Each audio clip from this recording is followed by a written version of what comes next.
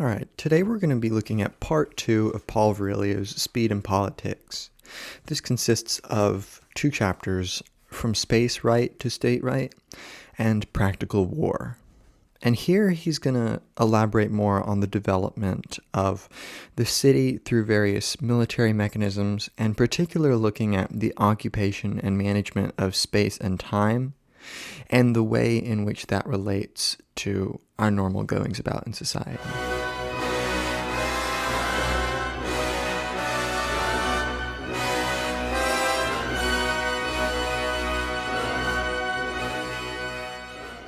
Now, Virilio starts out here by saying that one of the goals of the development of power and the control of movement, which is to say dromology, is to defeat without fighting. So we want to establish a space in which we can prolong conflict, but in prolonging it, it can be stretched out and expanded, and we can kind of micromanage it better. And he says, the fleet in being is logistics taking strategy to its absolute point, as the art of movement of unseen bodies. It is the permanent presence in the sea of an invisible fleet able to strike no matter where and no matter when, annihilating the enemy's will to power by creating a global zone of insecurity in which it will no longer be able to decide with certainty, to want, in other words, to win. Thus, it is above all a new idea of violence that no longer comes from direct confrontation and bloodshed, but rather from the unequal properties of bodies, evaluation of the number of movements allowed them in a chosen element, permanent verification of their dynamic efficiency. And this is really getting at what he says violence can be reduced to nothing but movement. He quotes Napoleon here, "I'm not in favor of battle. I am persuaded that an able general can wage war his whole life long without being forced to do battle." And what this means is that as societies are established, there won't be a tacit relationship between the military apparatus and the society that is protected by that military apparatus, because using that society and affecting the way movement occurs within its borders, this is the big revolution that he was talking about in the last part, is by looking at an economy of bodies and, as he says, verifying their dynamic efficiency, we create a whole system of circulation, which is a permanent condition of solicited movement instead of just intermittent conflict. Because, of course, right, conflict is different bodies coming together. And typically when we think of like the classical state of peace, you've got completely separate societies walled off from each other. And in a state of war, one of them decides to go out of their territory and expand and penetrate. But if we think about really, this penetration is happening all the time in societies. So by manufacturing this global zone of insecurity, by focusing on the entire Earth as a stage for combat, and as he says, to provoke a prolonged desperation in the enemy, we can basically use constraint and pressure to forestall collapse. And as long as the expansion rate is greater than that pressure, then we're good. Then that pressure can be used to help keep society in check. He says, the bourgeoisie's sudden resistance to the concept of territorial warfare becomes from then on the guiding principle of a capitalism that, by becoming amphibious, applies total warfare on the sea and in the colonies, that jumps literally from the great immobile machine into the mobile machine, making the oceans a vast logistical camp. That drags behind it a proletariat harnessed to the functioning of the naval vehicle, a proletariat of rowers who are the machine's true engine, its accelerator in time of battle. So, right, the people don't just stand idly by in a city. They are the rowers, the engine of this machine. And if we control the acceleration of those members of the machine, we control the state of the whole machine entirely. So it becomes a sort of situation of cogs. And really, this is interesting when thinking of capitalism, because it's kind of like, avoid stock market crashes, but keep an ever-present risk of it, and increase competition and venture into burgeoning markets. So you always want conflict, but it has to be controlled conflict. Because, right, this is what establishes the value of currency, is that differential quality of the currency that is established by supply and demand, by its relation to the number of people that have it at any given time. And this fleet in being is a really important concept, which is basically a mobile body of sorts, which is precisely engineered to a certain speed and which is constantly accelerating in a sense. It's always outstripping its own limits. And he says the fleet in being creates a new dromocratic idea, the notion of displacement without destination in space and time.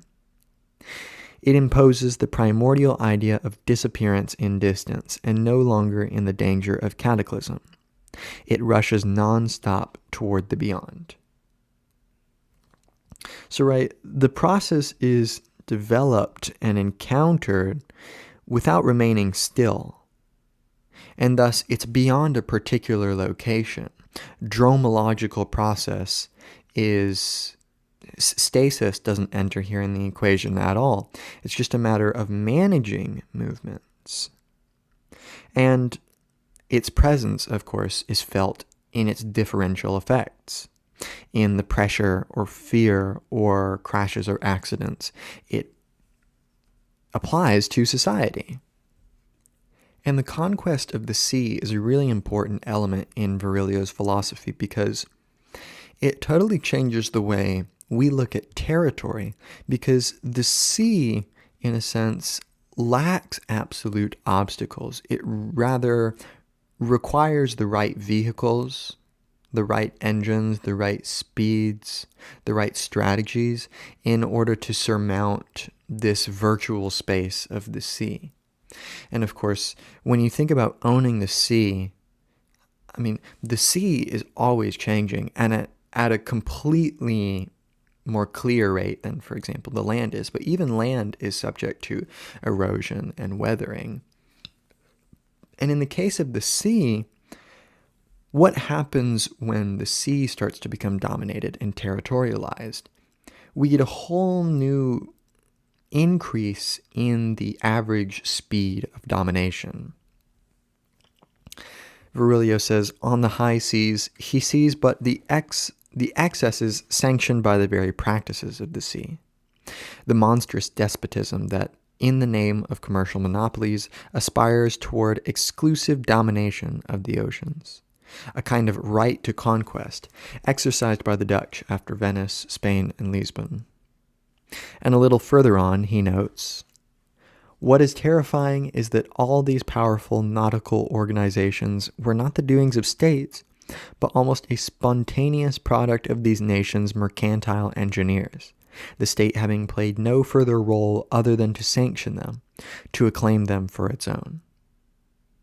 And I think this is particularly interesting because typically when we're studying power relations and the development of systems, it's easy to view it in a top-down manner. But this spontaneous production of the territorialization of the sea merely was a result of the engineers, for example, the mercantile situation of how are people trading? How did these trading relationships tend to allow for territorial relations to spring up out of seemingly nowhere?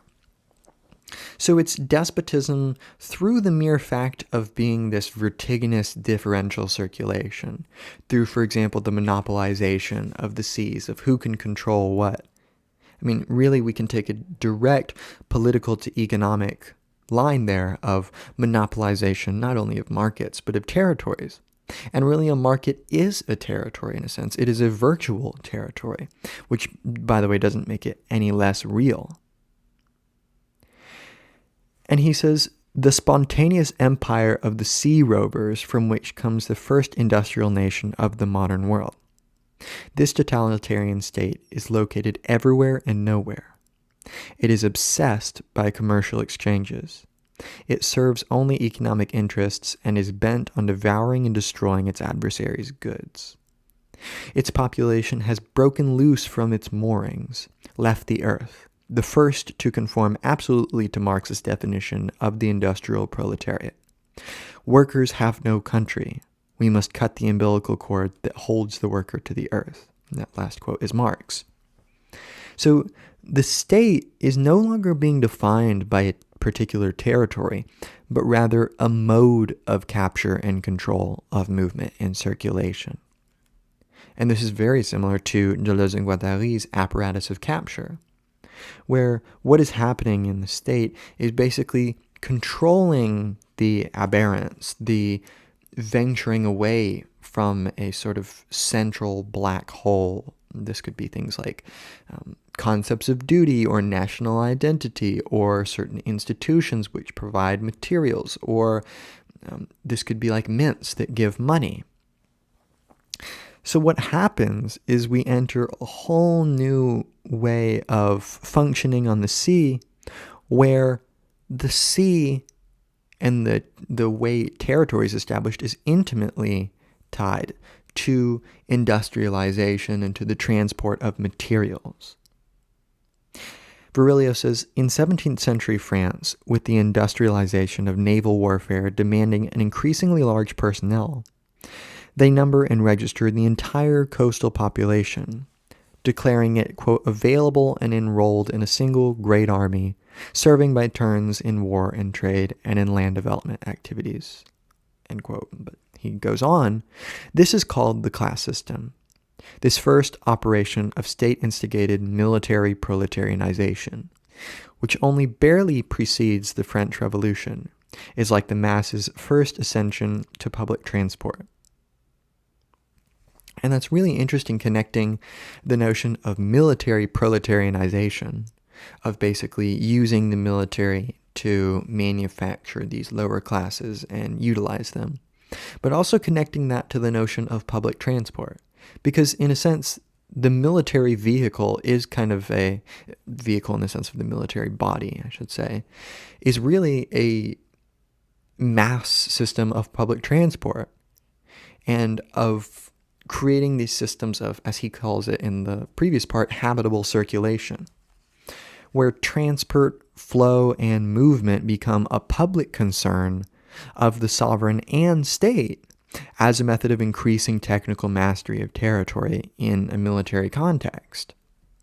And as he's going on, he's talking about the development of these ideas of popular war, for example, which is a driving, revolutionary force which the state needs to establish itself and for territory to be exchanged. But once that exchange happens, some sort of backstepping needs to happen, like, for example, in the last chapter with Hitler giving out Volkswagens. It was a sort of appeasement in which people felt like their needs were being met so they could calm down. He says, in fact, popular war is already no longer in a given territory. Rather, it advocates the dispersal of the army corps within society itself. The new soldier will be like a fish in water, and this allusion to the liquid element is hardly coincidental.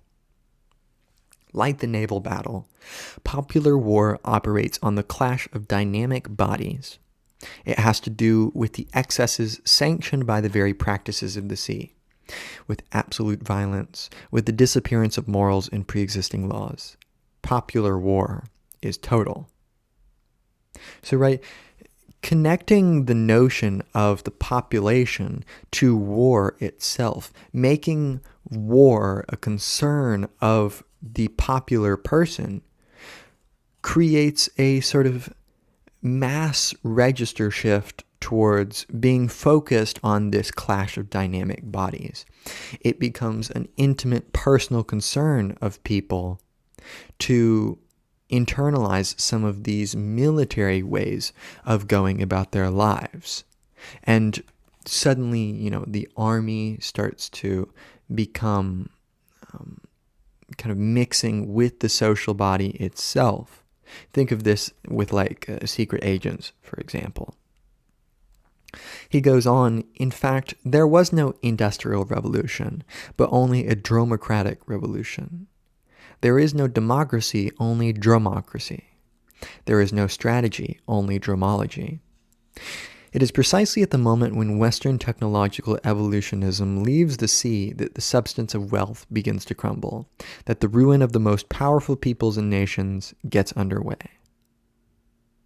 And I think here Virilio sees this as the end of an ideal, a sort of moral degradation and collapse, which is a little bit of his conservative tendencies, but we get the idea here that when, for example, value of currency shifts to capitalism, it takes on a whole new method of being connected to this mercantile atmosphere of dominating the seas, and suddenly we start accelerating the expansion of currencies into literally new territories. And by doing this, there becomes a much more complex global network of value, which is always trying to run faster and faster to outstrip its own slowing down. Virilio says, and this is really important here on page 69, it is speed as the nature of dromological progress that ruins progress. It is the permanence of the war of time that creates total peace, the peace of exhaustion. And right, this is very similar to Jean Baudrillard and Fatal Strategies talking about nuclear deterrence, where the very threat of the nuclear weapon creates a permanent state of fear and suspension, which in effect manifests the threat of atomic bombs as if they had taken place. And by doing that, there's a state of constant deterrence, which rightly has effects on our lives. So this peace from exhaustion is really a sort of collective catatonia, per se, a collective cryo-sleep of being stuck in a place by certain weapons, which are, of course, presenting very real threats. And it's really important to keep in mind the vehicular kind of technological aspects of Virilio's philosophy. And vehicles can be all sorts of things, and vehicles can kind of become projectiles in the sense of bodies can be hurled at such a speed, whether this is even like the body of capital, so to speak. This can be circulated in an environment such that often that in and of itself can be a call to war over certain like corporate needs, for example. He says, when riches, accumulations, and modes of production were freed from their enclosure, therefore, it was not to reach free enterprise, their socialization, but to reach their own vehicular power, their maximum dynamic efficiency. This is the futility of wealth that disappeared in the essence of dromological progress. Western man has appeared superior and dominant despite inferior demographics because he appeared more rapid. In colonial genocide or ethnocide, he was the survivor because he was in fact super quick, survif. The French word vif, lively, incorporates at least three meanings: swiftness, speed, vitesse, likened to violence; sudden force, abrupt edge, vive force, arrêt vive, etc., and to life, vie itself. To be quick means to stay alive. Être vif, c'est être en vie.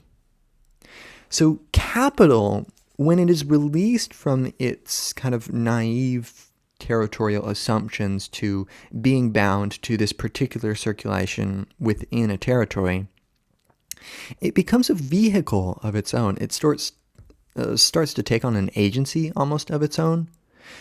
And it forces us into a brutalism of pure survival. I mean, as he rightly points out, this is connected to colonial genocide and ethnocide, where it's merely a matter of being survif, super quick, just outpacing the other. So when capital enters this global circulation, of course, this leads to us basically upping the ante for the possibilities of violence and danger, and accidents is an important one for Virilio. And Virilio basically wants to modify Foucault's writing a little bit, where Foucault is saying that, for example, in the panopticon, in the prison, this is, of course, a symptom of disciplinary societies. And in disciplinary societies, we are indeed, just like Virilio is talking about, we are trying to design and control and regulate bodies in their movement. And in this panoptic prison design, the prisoner is basically in a state of maximum visibility, right? They can always be seen from the central tower, but they exert upon the tower a state of zero visibility because, well, they can't actually really see inside and whether they're being watched or not. So thus, the very idea of knowledge itself becomes a method of power. So knowing and power are no longer separate, but now it's knowing power. But Virilio wants to play on this a little bit, and I think it's interesting. I'm not sure if they're actually mutually exclusive, but I think it's an interesting addition. He says, thus, the related logic of knowing power, or power knowledge, is eliminated to the benefit of moving power. In other words, the study of tendencies, of flows. This is so obvious that in the last 5 years, they have stopped teaching geography in the French military academy, and the police have started experimenting with criminostat. And criminostat is visualizing of statistical fields. So that's really interesting because really I think you could say that this is a subset of knowing power, knowing about moving bodies in like the intelligence sphere, constitutes those bodies, in a sense, in a kind of global technical space of the internet with like cybersecurity and stuff like that. But it is interesting that he notes that we should really be focused more on the study of tendencies, of flows. And I think that is probably more useful. It feels very Deleuzian to me, but that study of tendencies to me feels a little bit more particular to individual societies. It allows us to more minutely look at the way flows are interacting in a specific society, whether that's flows of capital or water or ideas. So really, sometimes that study of knowledge is going to be there.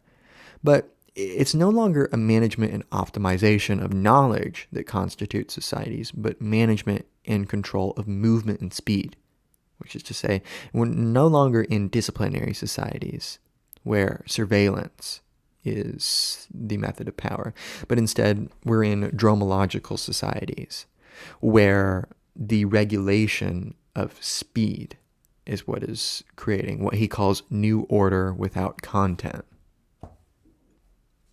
Now, moving here into chapter 2, practical war, he's mentioning, as he's kind of further ruminating on the notion of naval battles and the development of society alongside this, he wants to focus on the naval battles as really the emergence of total war. And this total war is an interesting concept. It's basically conflict in an omnidirectional space, such as the sea or the internet, right? Or maybe even the sky, with no permanent obstacle that can't be surpassed. It requires setting up infrastructure that is just impervious to repetition, in the sense of being forced into repetition. It can get past any obstacle just with enough speed, for example. And he quotes here, "Ubique quo fas et gloria ducunt." I think it's Latin, but I don't speak Latin. The English engineers ended up significantly reducing their motto to ubique, everywhere. This means the universe redistributed by the military engineers, the Earth communicating like a single glacis, as the infrastructure of a future battlefield. This is the world that is transformed from a landscape as workshop into a planned landscape, an imperial space, as Lukács remarks about German socialism. And right, again, we should keep in mind that notion of habitable circulation from the first part. But no longer is it merely a question of isolated spaces, but rather it is an imperially regulated space by powers which, have the military might to make their needs known. He says, by redesigning the map of the world, they open the way to the transport of war toward the east, as well as to the new vertical trusts. With the great geostrategic revolution of the 19th century, social and economic organization begins to depend entirely on that of the space of activity as the place of transference. And the phenomenon of war begins to feed itself by creating the sources of its own conflicts and multiplying them. They are still dying for Suez or Panama. And really, I think that's really interesting because the designing of the modern imperial kind of war space that he's talking about the construction of and development and progression of is really coded with a certain possibility for accident, as he sees it. And by regulating that likelihood for accidents, we actually make a really interesting situation where accidents can be used to regulate the expansion of the system. Think like boom-bust cycles in capitalism, for example. It's of course a very crude system. It requires and demands the mass disincentivization of people every, however many years. And those boom-bust cycles get shorter and shorter as we have stock market crashes occur sooner and sooner. And that's the sort of accelerationist tendency of capital, which is really this transport of war. So no longer is there a difference between transport and war. He has transport of war all in one quotation. War becomes a question of transport. It becomes a conflict which itself becomes a vehicular body, which is moved through a space. And by articulating the way in which this space is created and interacted with, we establish a place of transference, a sort of almost like an economic transference of regulating the market. So it's really a newly designed space of competition, and war will coexist here with and often be rather undifferentiable from trade and speed itself.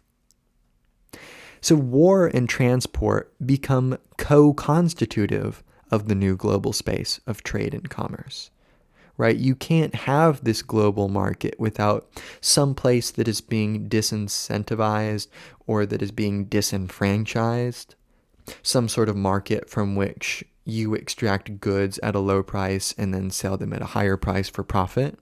He'll call this kind of this pure war, this omnipresent war that doesn't know boundaries, that is merely focused on its own acceleration.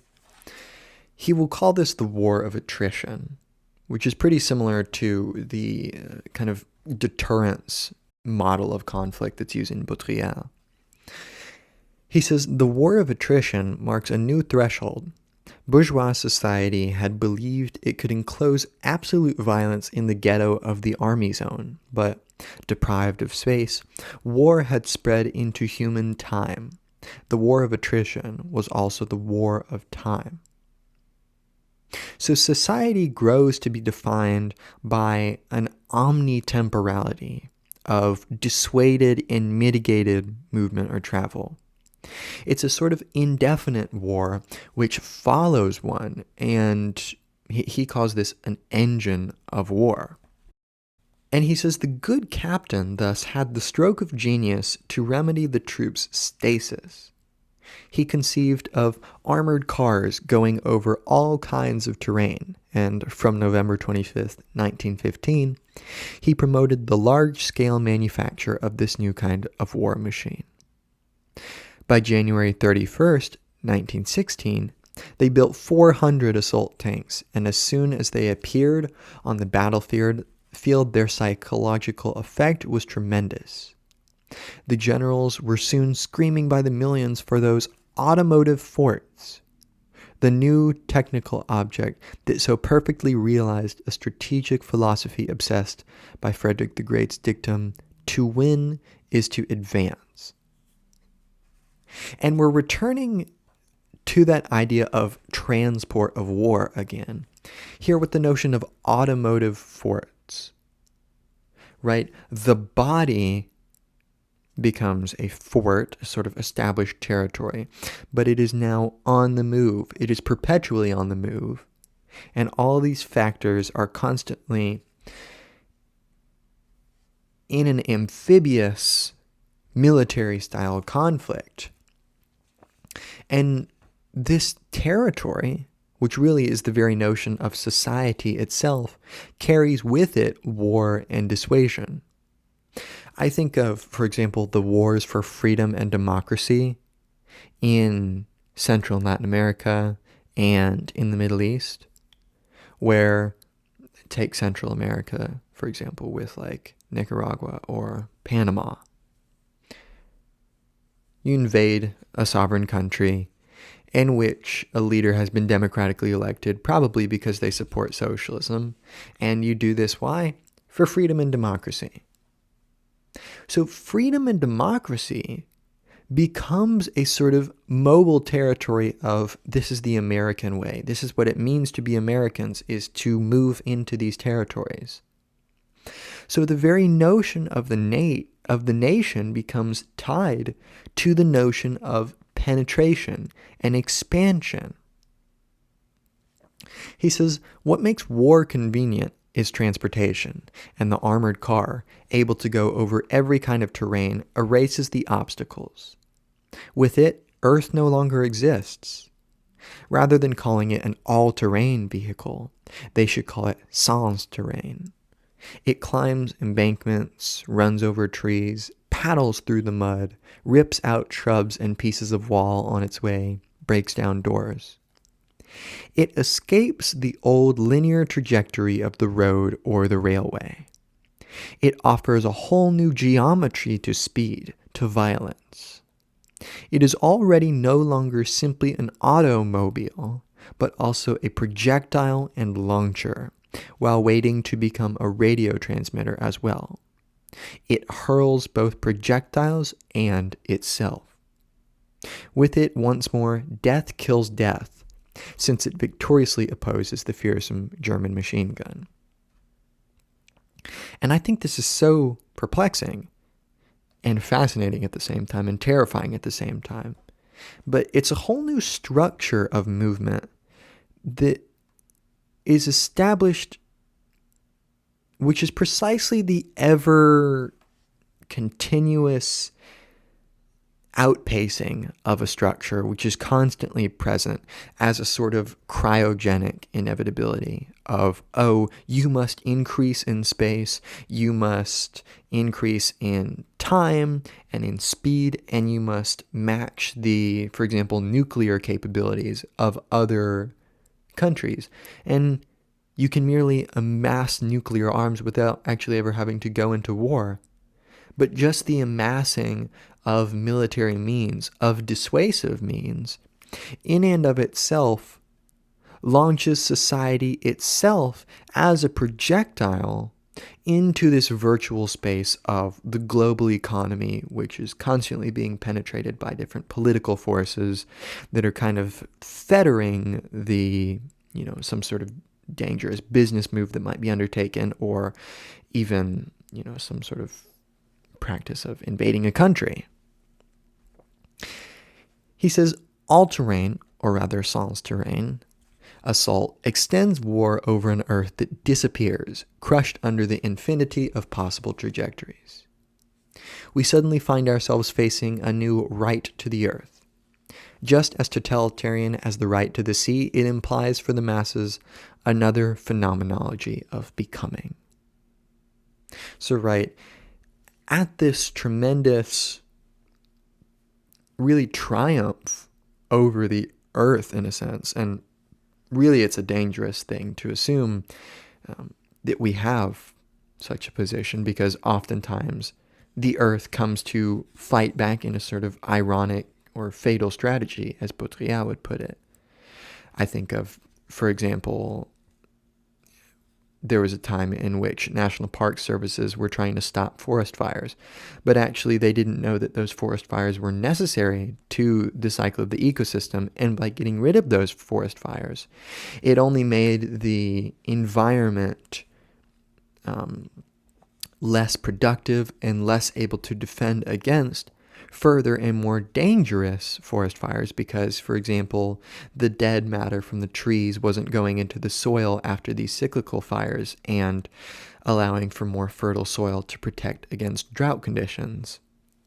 So this new right to the earth, Virilio is well aware, for example, that this increased subjectification of the earth coincides with the increase in tandem with that speed of the possibility for an accident, for something bad to happen which surprises us, and maybe that's a sort of triumph of the object, so to speak. So I hope this has been interesting and helpful for getting a sense of Virilio's philosophy. He's very interesting, and I think this part was a lot more helpful than the previous part in terms of getting a sense of how the constructing of spaces influences the way we work in societies. Very similar to Foucault or Deleuze and Guattari in senses, but also his implementation of military information and intel and strategy is a very novel way of looking at the history of society and political organization. So I hope this has been helpful. Check out some of my other videos on Virilio or other postmodernists or gender theory or German idealism. Leave any constructive or non-constructive criticism in the comments below, and I'll see you in another lecture.